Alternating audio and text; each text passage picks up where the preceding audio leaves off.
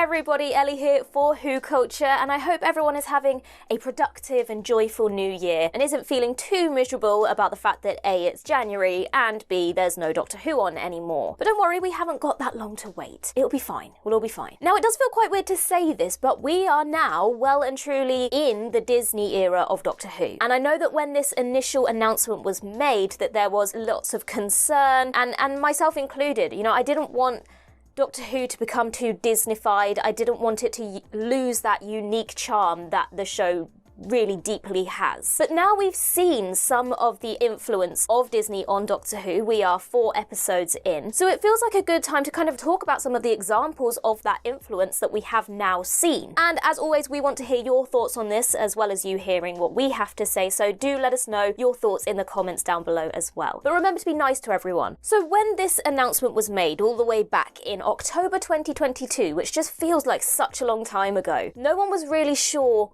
how deep this involvement went. Now, obviously, in terms of distribution, we knew that that was going to be a very high priority, but we didn't know whether it was going to go beyond just a distribution deal and how much influence Disney was going to have creatively on Doctor Who. And then a little while later, Russell T Davies came out and said, actually, yeah, Disney will be giving notes on the upcoming episodes, but fans don't need to worry because the notes that he had received so far were all, quote, excellent. And now we've actually seen what that looks like in practice. So in the commentary for The Church on Ruby Road, Russell T Davies spoke about Disney's influence on that episode and particularly the snowman scene. It was a really, really great scene, and to be honest, I'm glad that it was included in the episode. So Disney's influence basically with regards to this scene is that this scene wasn't originally in the episode, it wasn't in the script. And when Disney tested this episode with a test audience, the feedback was that they wanted to see the Doctor in action in all his glory much sooner in the episode than what he initially was seen. I think that this was a great addition. If you think about it, without this scene, we barely see the Doctor for the first 20 minutes or so of the episode. He's there very briefly. I think that the scene in the club before this snowman scene probably would have still been included, but that would have been all we would have seen of the Doctor, apart from the very brief opening moment where he steps out of the TARDIS in the snow. So personally, I think this was a great addition. It really gives you a flavour of how this Doctor operates. His sarcasm, his just everything, his personality really shines through in this very brief encounter with this police officer. And we also get a little bit of an introduction of the new sonic screwdriver, and particularly if you're a new viewer joining as a Disney viewer, you're going to have no idea what a sonic screwdriver is if you don't have any pre-knowledge of Doctor Who. And so I think the inclusion of this scene with the screwdriver was probably necessary. But it didn't feel forced to any degree. I'm still going to stand by it. Not a fan of the design of the new sonic screwdriver, but I've spoken about that in greater detail in multiple videos beforehand, so we're not going to get into that too much. I also find it interesting that this has probably been added for kind of international viewers, for the likes of the sonic screwdriver and context in that regard. But it just blows my mind sometimes because obviously Doctor Who is such a British staple, and so there are Britishnesses within the dialogue and things, because I think some fans were confused, or particularly American viewers were confused. They didn't know what a pram was, and they also didn't know what the term fit meant, which just blows my mind. So just to clarify for anyone who was confused, a pram is I guess a British term for a stroller, a pushchair, it's a baby pram, I don't know. A stroller, I guess, is what Americans would call it. So that's what that is. And when Ruby's talking about the fit dentist, it basically just means good looking. I don't know what an American term would be for fit, but that's basically what it means. She liked him. He was good looking, he was handsome, he was fit. So there we go, let's clear that up for you.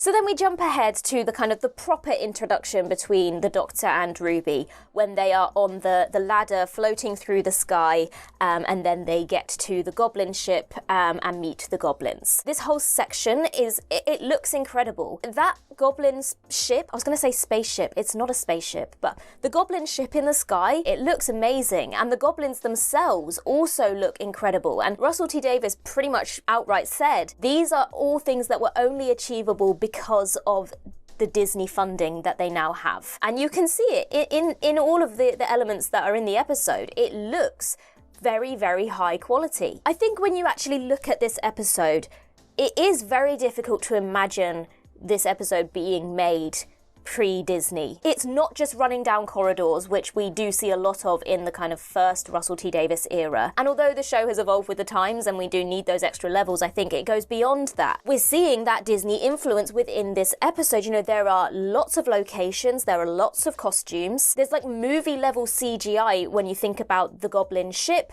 when you think about the prosthetics and the goblins themselves. So those goblins were, I mean, this is CGI that you're not even really noticing. So the goblins were filmed on a green screen in a kind of small group, and then it was made to look like there were hundreds of goblins on that ship, and you didn't look at that and go, they're all CGI. It looked incredible, you barely noticed it, and that's what I like about what we're seeing so far with the visual effects. I've commented before on how, for me, Doctor Who is about the practical effects, having the monsters physically there, and although there is an element of hokiness that I like to see, I think that they have found a really good balance at the moment of upping the stakes, upping the quality, without going away from what to me is inherently Doctor Who, and that is doing it practically to as much as they possibly can. To the best of their ability, it's done practically, and that has made me extremely happy and made me hopeful for what we're going to see in the future with regards to Disney's involvement. While we are seeing this greater quality in the effects and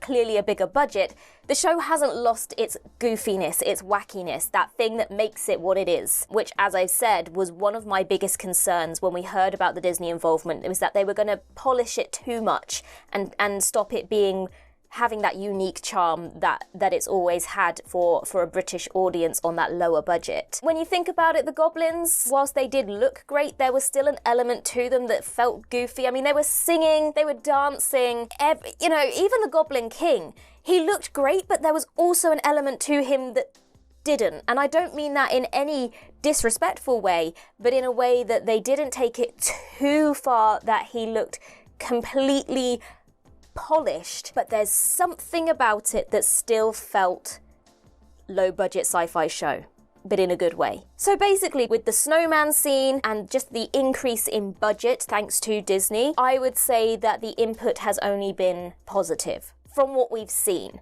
But at the same time, we are still in the early days, and there is still time for things to go sour, but I'm skeptically optimistic.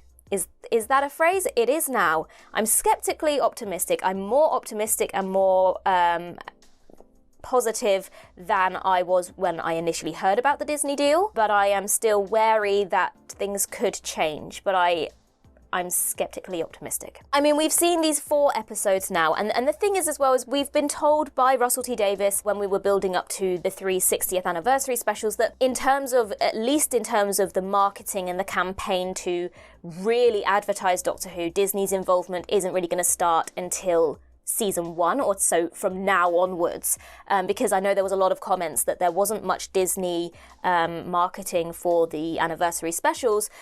So whether we are going to see greater Disney involvement moving forward, that's where my skepticism lies slightly. But again, I don't doubt that we've seen a lot of Disney influence just even in those three specials, the anniversary specials, in terms of budget, definitely. Meep, for example, the amount of money and time and dedication that must have gone into creating that Meep costume, whereas, 15 years ago, you probably would have either tried to achieve it on a lower budget completely with CGI and it would have looked iffy, or you would have basically thrown a rug over an actor and stuck some googly eyes on it.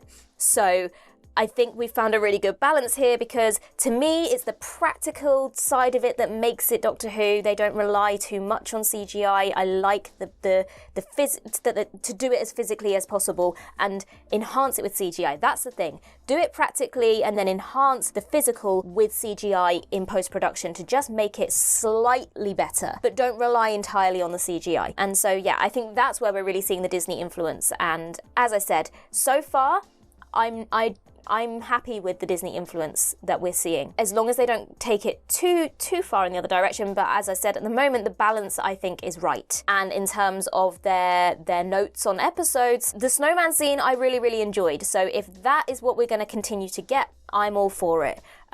I just don't want them to be too pushy with... I don't want them to think too much about their audience and in terms of new audience, that we end up with too much exposition and too many scenes that are only necessary to a new viewer. While I don't want to isolate viewers, I also don't want it to become too much of a reboot, if you like.